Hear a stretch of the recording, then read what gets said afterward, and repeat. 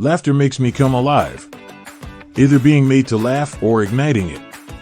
My first waitress job was at Johnny Rockets in New Jersey, and then I waited tables at a sports bar. My grandmother always would say, "This, too, shall pass." It is always true. There is always a reason. When I look back on things that really upset me at the moment, I can always see why it happened in retrospect.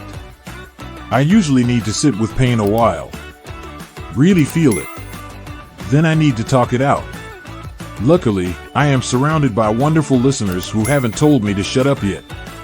When I was out of work when I first moved to LA, one of the first things my husband and I did was buy seasons passes to Disney, and whenever I was bummed out about work, we would go to Space Mountain, and it was like a physical injection of antidepressants. Dishonesty makes me feel vulnerable. When my husband came to my parents' house for the first time, he asked, "Why is everyone screaming? Why are they so angry?" I said, "No one's angry. This is just how we communicate." I was a super shy kid, so that was kind of my way of expressing myself to mimic what I saw on TV. I was a bit of a weird kid, but luckily my parents encouraged it. Meditation is very important to me. I feel off balance when I skip a day. I knew from a young age that I wanted to perform. I went to an arts camp called Brookdale Arts Camp in New Jersey from the time I was 6, and then I was a counselor there through high school. TV was my life, growing up.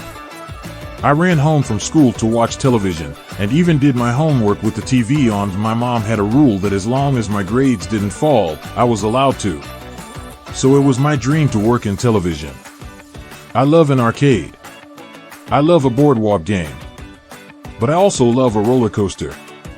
Though I think the roller coaster love comes from the fact that it took a really long time for me to reach the height requirement, so I promised myself very early on that when I reach that, I will not take it for granted.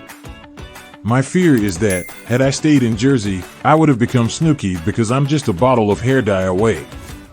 I was kind of like the Rhea Perlman of the bar. I was like Carla on Cheers. People were more afraid of me. There was a point where I got a little surly.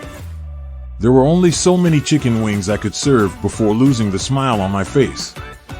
I was a theater dork in high school and did all the plays.